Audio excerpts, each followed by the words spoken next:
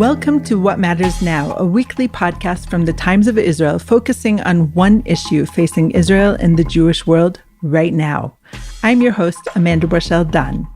This week on What Matters Now, I speak with Holocaust historian Professor Jan Grabowski about the use of such terms such as genocide and Nazi in relation to the war against Hamas in Gaza following the terrorist group's murderous October 7th onslaught on southern Israel.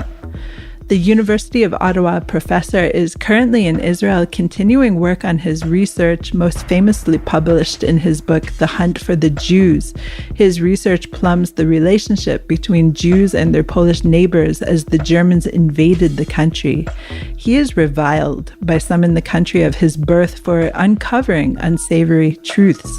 And he tells me that in many ways we have entered what he calls an ahistoric period, and he speaks about the challenges of educating at Western universities today, especially as some students are calling for Jews to go back to Europe. So this week, I asked Professor Jan Grabowski, what matters now?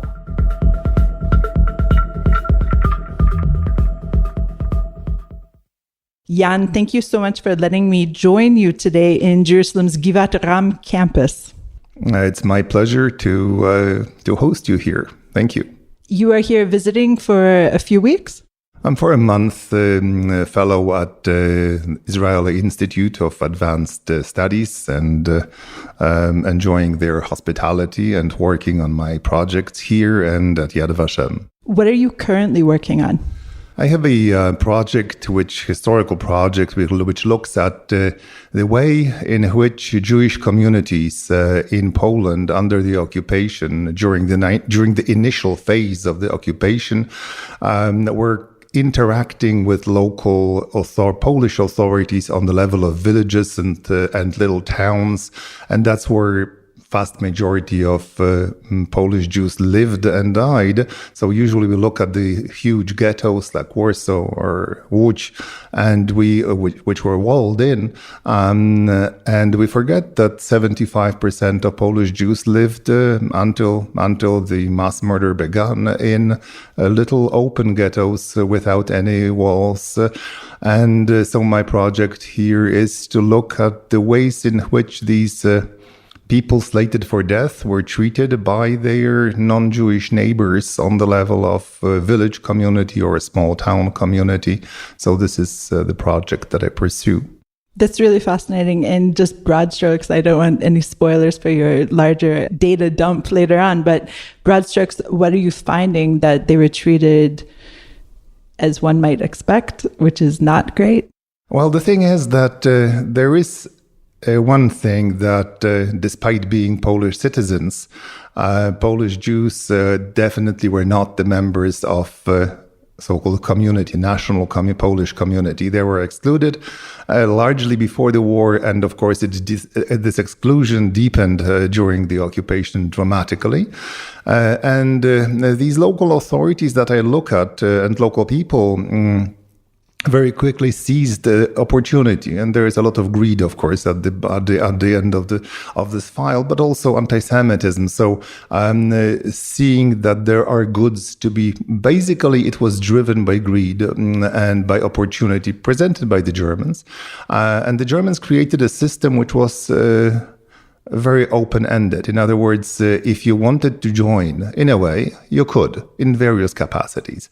So here, these local authorities basically feeling no link, let's say, or obligation to their Jewish neighbors, tried in a variety of ways to use this opportunity, which was to enrich their own communities or their selves in very many ways, in which I try to describe, which is not easy because documentation has been largely destroyed after the war, but still something you can never destroy all paper that there is. So it is an interesting project, and it also offers me a chance to mention people by names who otherwise would have been totally forgotten. So I'm glad to share, for instance, these names with Yad Vashem's database of the victims of the Holocaust, because often they are it's the last opportunity to make them, to name them, to mention them. Okay, thank you so much for that. We are here to discuss, among other things, the war in Gaza and the use of Holocaust imagery and Nazi terminology, just all the phrases, including genocide. Apartheid, of course, came later into the English language. But the use of Nazi, let's start with the use of Nazi, that, of course, we saw a big upswing of that during the Ukraine invasion a couple of years ago. But let's talk about it in terms of how Israeli politicians, for example, are using the word Nazi. How do you see this being used in popular parlance and the ripple effect of that? Well, the thing is that Holocaust over last, let's say, 20 or 30 years, this is a new phenomenon, has become this universal benchmark of evil. Whether you are in New Zealand or in Canada or in Germany, this word rings a bell. People generally are ignorant of history, but words such as Holocaust, Auschwitz, Nazis do bring certain, let's say, connotations or certain images to mind among broadest audience possible, extending far beyond people who usually talk about history or think about history. Therefore, images associated with Holocaust have become a powerful weapon in hands of everybody. Therefore, I was amazed a few years back when one of my students at University of Ottawa wanted to write a thesis about animal Treblinka. And this is the way in which various movements, vegetarians even, will use this concept or concepts taken from this greatest crime in the history of humanity to promote their own agendas. And this, of course, spills to all possible conflicts, which, of course, it brings inflation of the term. But the term, as you mentioned, Nazis, is being thrown around practically by everybody who wants to denigrate somehow or prove wrong or simply, destroy the reputation of your opponents. Of course, with this excessive usage, the term loses its value, so to say, or morbid this meaning. So one is, of course, Nazis, but I just learned to my great let's say, apprehension and displeasure that yesterday or 2 days ago in Warsaw, in front of a Jewish community building, the sidewalk has been stamped with, in English, by the way, the message was clearly destined for other audiences than local Polish audiences. So the sign stamped on the sidewalk was Gaza is a ghetto, something like this. So it gives you an idea of how far-flung it has become. So words like genocide, words like Holocaust, Nazis, ghetto, are now being used and I would say grossly abused all around. And of course, because it's being used against the Jewish state, it has all that more, I would say, nuance in a way. It includes so much more baggage. But as you said, the word Nazi has been kind of stripped of its potency, but even for decades, if you take, for example, Seinfeld's Soup Nazi. So there are ways in which the term has been used for fun, for comedic effect. But now, of course, because it is a war between the Jewish state and Hamas, a terrorist organization, the use of this Nazi, ghetto, things of that nature are to create a sense of shame, I would imagine. Talk about that a little more. It goes much further than shaming. The problem is that for many, many years already, I mean, we, and by we I mean scholars of the Holocaust, we haven't seen it coming, to be honest. It exploded, of course, after October 7. But the problem is that it goes beyond shaming. It is a clear attempt to delegitimize the very existence of the State of Israel. It's like a first powerful, let's move toward making the narrative of the destruction of the State of Israel legitimate. In other words, something what was still, a year ago unheard of, or simply, as the Germans say, salonunfähig, or unacceptable, totally unacceptable, now becomes a narrative which is espoused by intellectual elites in the Western world. And of course, these statements are joyfully joined by European and other right, which for years, longed for an opportunity to delegitimize the State of Israel. And now they can do it joining voices with the left, criticizing no longer Jews, but Zionists or settler state or apartheid state. And these are very powerful words, have huge meaning. I mean, they bring this, after all, democratic state of Israel to the level of the pariah among the nations. And and everything associated with Jewish existence, because, this is a topic for a longer conversation, but the problem is that and it's quite clear, for very many people protesting against the State of Israel, it's not really the State of Israel they protest against. They protest against the Jews. They don't like them. And in my own university, I heard our students shouting, "Go back to Europe." Now, they didn't mean that they wanted Israeli politicians to go back to Europe. They, of course, referred to the Jews. So this is a phenomenon which we face now, which, to be honest, I don't know how to counteract, given the horrible situation in Gaza. It is not easy to find words which would diffuse the current narrative. So it is a situation that most of us scholars of the Holocaust have been really unprepared for.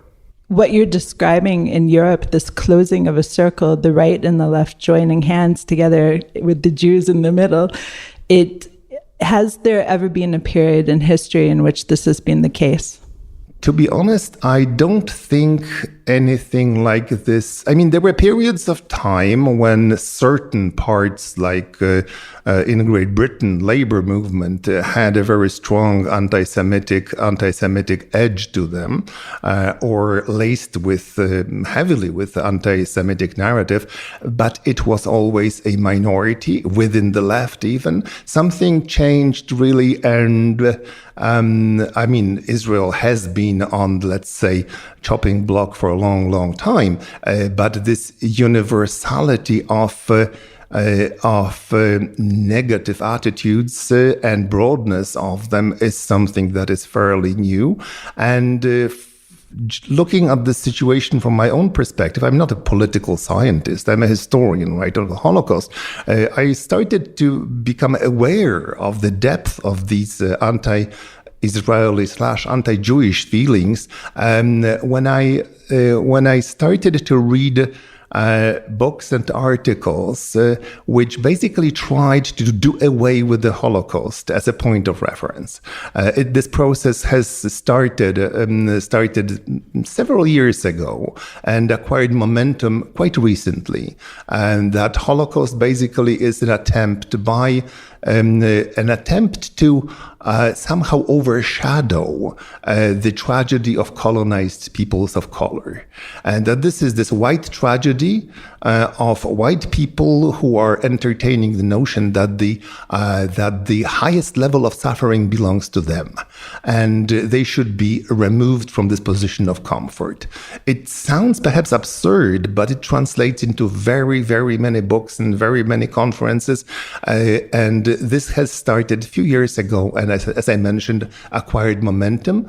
And through the attack on the Holocaust, one can see gates are being open to attack also the Jews or the Jewish state.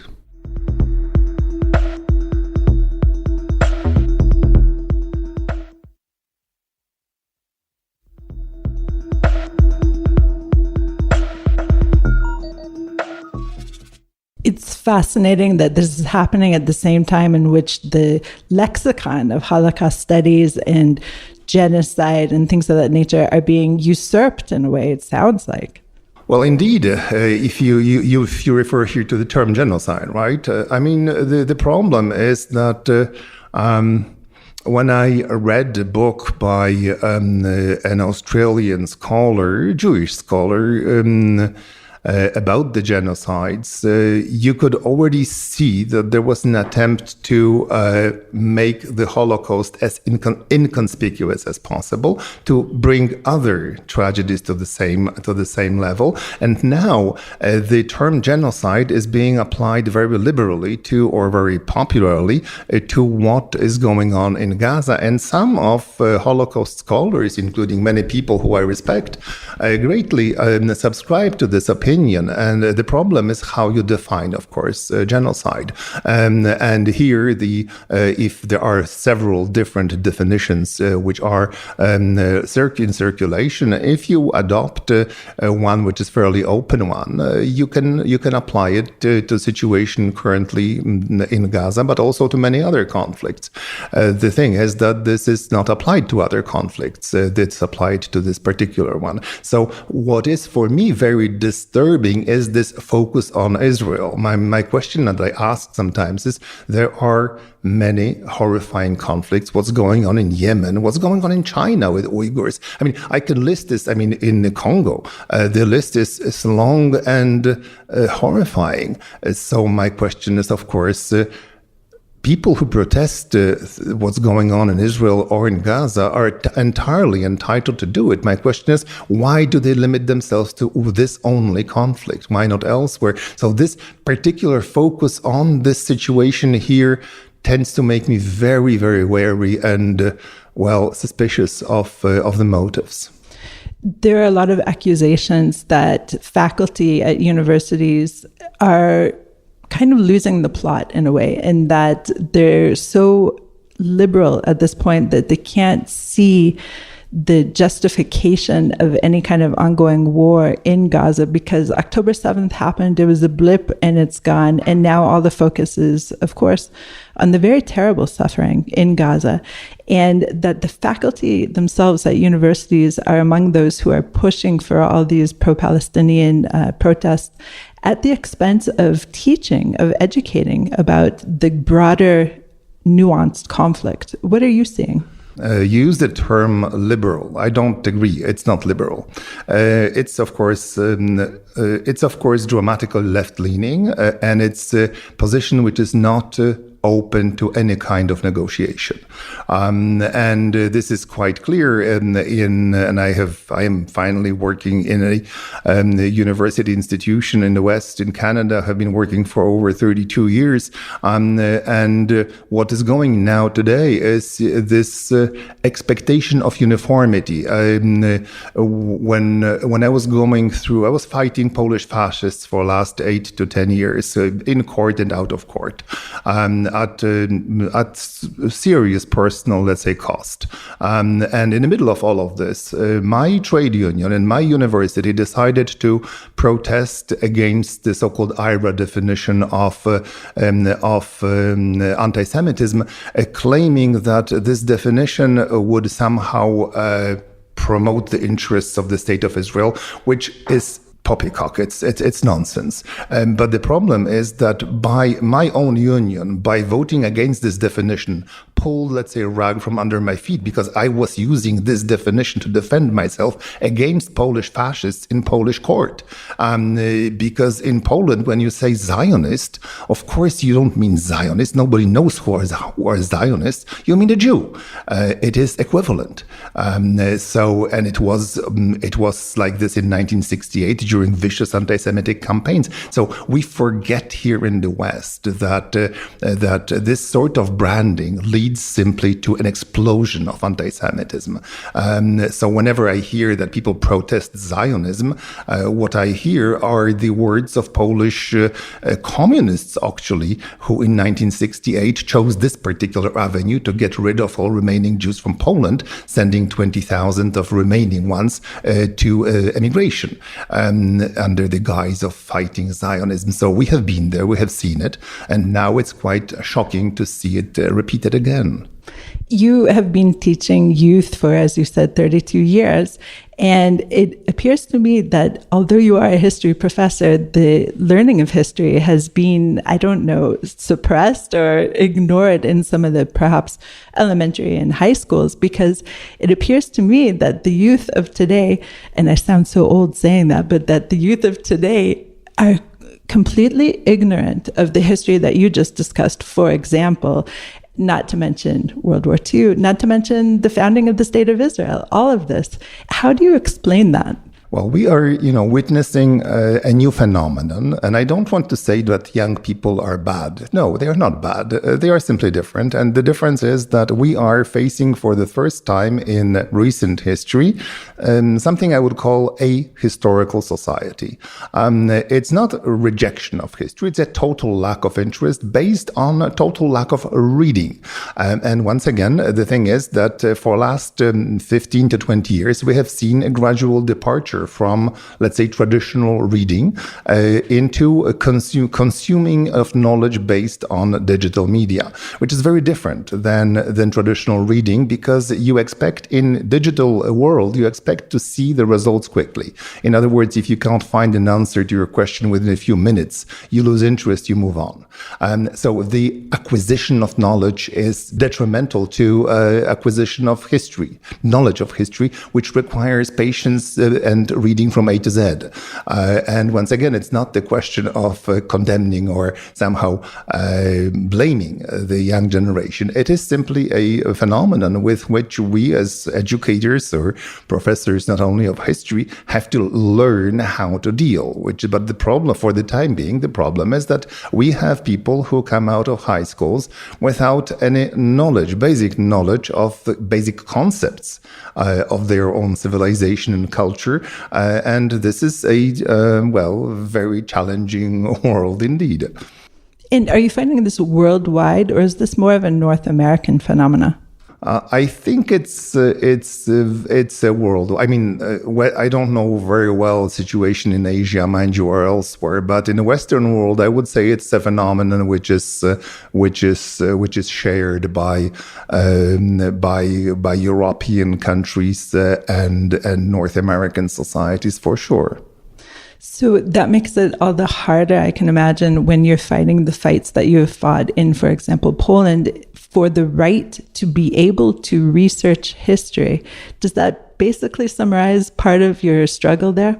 Well, indeed. I mean, in a way, the authorities of my university have become aware of, let's say, history of anti-Semitism early on, about 8 years ago, when they started receiving very strange accusations to get me fired for my work as historian in Poland. And then they had a crash course in what it means. So in one way, I can say that over the last 8 years that I was fighting, as I mentioned, Polish fascism and Polish fascists, I made a conscious decision to become a so-called public historian. In other words, you set aside a part of your large chunk of your time in order to talk to journalists, in order to write polemic pieces in the press, which I never did before. I was enjoying my very closeted and quiet life in the archives. But seeing this tide of Holocaust denial, which is now called Holocaust distortion, which basically means that Holocaust happened, but our people had nothing to do with it. I decided that this kind of public education is a part of my job description, whether I like it or not. I don't. But this has become a part of my life. And so as you mentioned, fighting this ignorance on various fronts is a very challenging pursuit. So today, when you go to Poland, are you a recognized figure? Well, yes, disliked, recognized, and in Poland, unfortunately, this reckoning with the past did not take place. And all the polls and sociological analysis confirm it. This wave of denial of the past is even on the rise.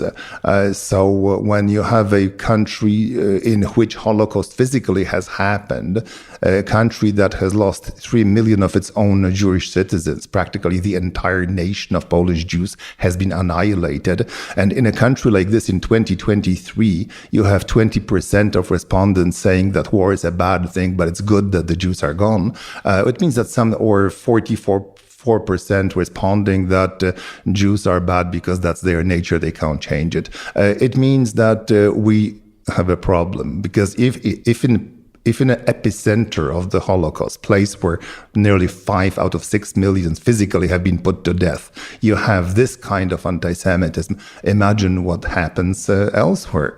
If this is not enough to keep anti-Semitism at bay, we do have a huge problem. As you said, there's a big movement to explore the righteous in Poland and those who stood up. And I don't know if we can call it whitewashing of the Holocaust or denialism or distortion, but there is a movement to suppress, for sure, any kind of Polish collaboration in the Holocaust. And in fact, every time we put up a picture that says something about the Polish Auschwitz or something of that nature, we have to correct it immediately to occupied Poland. And it is important to be precise, for sure. But this suppression of the collaboration continues as far as I can see. Despite you are right. And problem is that I had hoped that the triumph of democratic forces in Poland, which occurred half a year ago when the coalition of democratic parties gained power or took power away from the nationalists, that it would mark a beginning of this was a hope of mine. I am realistic. This was just hope. Unfortunately, during the last, more than half a year, there was no change. And the problem is that the so-called Polish reason of the state, or the defense of the good name of the nation, is one of the very few little bridges or not so little bridges, on which Polish right-wing extremists meet with liberal center and even with left-wing parties. So there is not much change, and this ferocious drive to focus on righteous Poles, or Poles who sacrificed so much trying to save the Jews, has become a sort of a national disease, I would say, because the problem is that if you try to say that saving the Jews during the war has been a default position of the Polish society, you are simply falsifying the past. You are denying, let's say, history of the Holocaust. As historians, we know very well that these people who made this choice were a very, very small minority, and they were most of all deadly afraid not of the Germans, who had no idea where the Jews are hiding, but of their own neighbors, who had a very good idea who was supposed to be where. So my own, appeal, that of course went unheeded, was that I would introduce in Poland a moratorium on all celebrations of the righteous. Not because I disagree with, let's say, their valor, but the problem is that first let's recognize in Poland or commemorate all the Jews who have been murdered by the Poles. And there is a lot.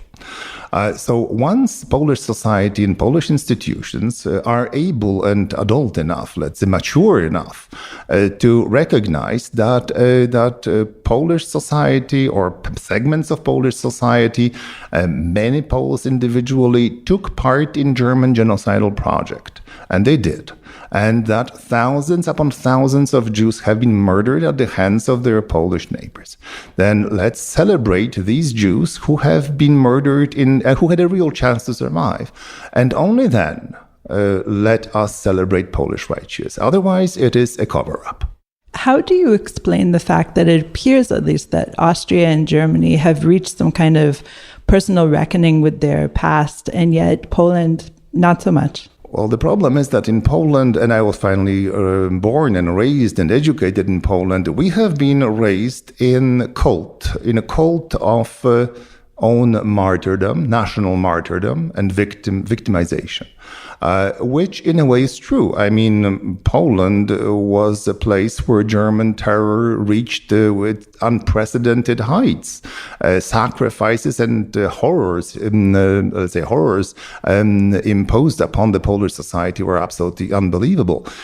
So the problem is that how to educate, or how to educate a society which is steeped in its own victim of the status of a victim, recognizing the fact that also a victim sometimes can become a victimizer of even weaker, even more desperate minority, and that's exactly what happened in Poland. So this is what makes this difference between let's say even Hungarians or Romanians and Poles so stark. I mean, in other areas you have, like in Hungary or in Romania, you have states which were officially allies of Germany.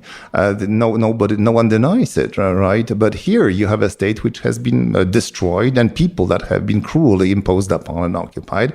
And how to reconcile this myth of own historical innocence with the research, which shows without any doubt that there was a massive murder committed by members of Polish society on their Jewish neighbors. You're speaking, and I can't help but think of accusations against Israel as well, that it is steeped in its own victimhood. And every time something happens, then the prime minister pulls out the Holocaust, of course. The Holocaust card just flies. And for every kind of conflict diplomatically. And do you see this parallel as well? Oh, yes. For instance, in Poland, what you see is something which and not only in Poland, in various other European countries, you have something called the Holocaust Envy. In other words, we want our piece of the glory, of the horrifying glory of the Holocaust. So here, word Holocaust is used very often, I know that. But in other countries, it's, for instance, in Poland, you can find books, Little Holocaust, Our Holocaust, Holocaust, and so on and so forth. So every nation tries to measure up to this benchmark of suffering. In Ukraine, you will have this relentless drive to show that there were more victims of Holodomor, or the campaign of hunger during the Stalinist, during 1930s, than victims of the Holocaust, and so on and so forth. So, or the so-called Holocaust relativization. In Lithuania, we were suffering even more than the Jews because the Soviet system dominated and imposed its own horrors on us. So this is the kind of scenery that you see across the Holocaust-touched lands, so to say. And now today, of course, to bring our conversation full circle, this imagery is being used in the war with Gaza. And do you see any way of stopping the cheapening of the Holocaust and the recycling of the Holocaust for any kind of conflict for today? Do you see any way to halt this? That's a very hard question. I have been thinking about it, and now within our community of scholars, we are debating this, and how it can be done, I really don't have an answer right now. There are certain plans being built as we speak, but I wouldn't like to reveal my hand, so to say. But this is a threat and a danger which we are aware of. And because, in the past, we all thought that our problem was indifference to the Holocaust, that how to keep this memory going once the generation of survivors passed away. And now we see that it's not a question of lack of interest. It's the abundance of a wrong interest, or interest inspired by all the wrong reasons. So I have no concrete answer for you right now. Jan, thank you so much for sharing your time with me. Thank you, Amanda, for this wonderful conversation. Thank you. Pleasure. Thanks for listening to the Times of Israel's What Matters Now. Please check out another installment next week. This episode was produced by the Podwaves. If you have any questions or comments about this or any other episode, please drop us an email to podcast@timesofisrael.com. Until next week, Shalom.